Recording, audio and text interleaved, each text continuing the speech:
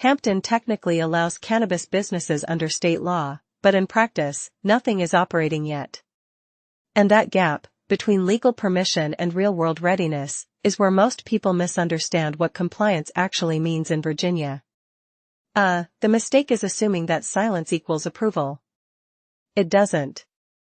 And in Hampton, that distinction matters more than it first appears. Because later in this video, we're going to come back to a single council vote from 2022, and why that vote didn't authorize anything on its own, even though many people think it did. And that's where the risk begins. Here are the counterintuitive legal facts or misconceptions. Here's the counterintuitive part. Hampton did not become pro-cannabis when it reversed its opt-out. It became procedurally cautious. Those are not the same thing. Under Virginia law, opting back in simply removes a prohibition, it does not create permission, and it definitely does not create a license pathway. That sounds subtle. It is subtle. But legally, it's decisive. Most people assume that when a city repeals a cannabis ban, businesses can start preparing, sign leases, draft plans, maybe even line up investors. Well, that belief doesn't hold up under Virginia's enforcement structure. Not when zoning, licensing, and state authority are still unresolved. And Hampton is a clean example of why. Welcome to Norfolk, Virginia Cannabis Hub, where we focus on Virginia-specific cannabis law, local governance, and regulatory clarity, so residents, business owners, and communities understand what the law actually says, not just what headlines suggest.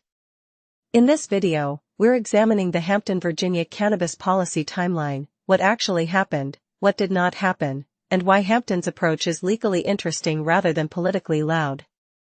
We're not discussing how to start a cannabis business. We're not promoting cannabis use. And we're not predicting outcomes. This is about compliance posture, municipal timing, and how Virginia cities manage legal exposure while waiting for state alignment. And as we go forward, keep one thing in mind. Hampton's story isn't about resistance.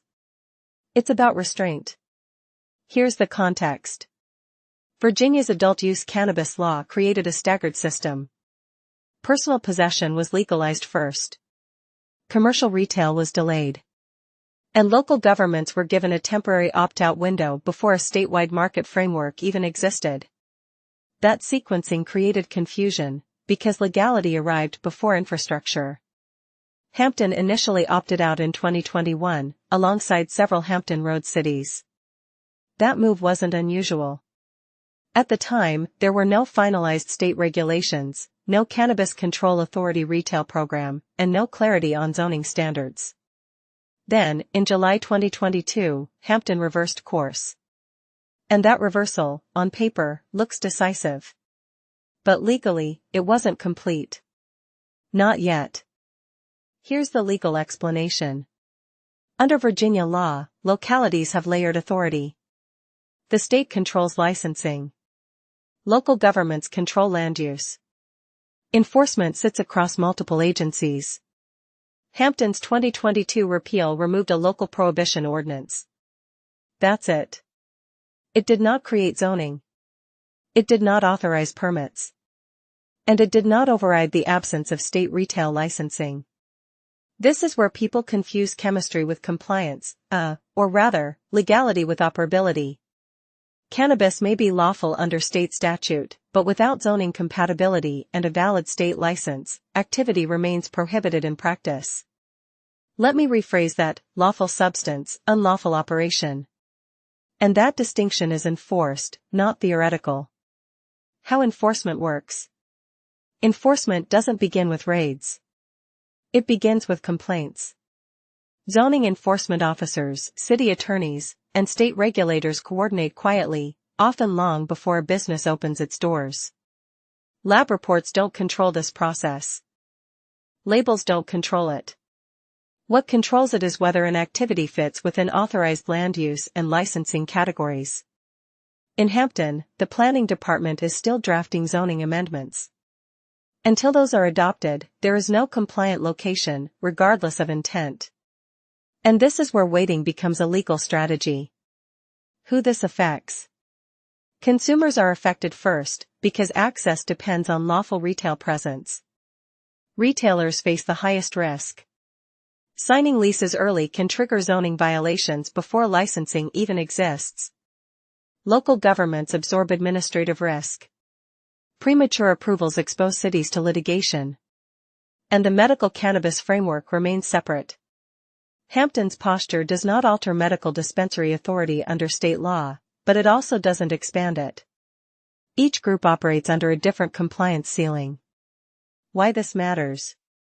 This matters for public safety because enforcement consistency depends on clarity. It matters for regulatory trust, because cities that move too fast lose control. It matters financially. A single misinterpretation can collapse a project before licensing even opens. And long-term, Hampton shows how cities manage policy lag without triggering enforcement chaos. Which brings us back to that 2022 vote. Let's take a look at this scenario. Earlier, I mentioned that Hampton's opt-in did not authorize activity. Now let's return to why that matters. Scenario A. A business owner reads the 2022 repeal headline and signs a lease in a commercial district, assuming future compliance. No zoning exists yet. No license exists yet. Enforcement issues a notice of violation. Scenario B. Same business waits. Zoning passes in 2024 or 2025. State licensing opens. Compliance aligns. The difference isn't intent. It's timing. This is where that issue becomes clear. What to watch next? Watch Hampton's Planning Commission agendas. Watch buffer language. Watch how closely final zoning mirrors Norfolk or diverges from it. Because silence doesn't mean approval. It means preparation.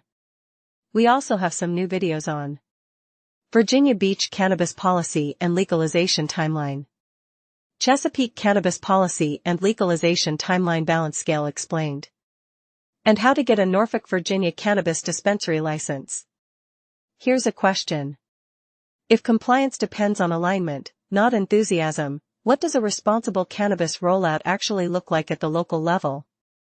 The takeaway is simple. Hampton didn't rush. It repositioned. And in Virginia cannabis law, that choice carries legal weight. If this breakdown helped clarify the Hampton, Virginia cannabis policy timeline, like the video, join the conversation, and subscribe for continued Virginia-specific legal analysis. For deeper discussion, the Norfolk City Cannabis Community is open and compliance-focused.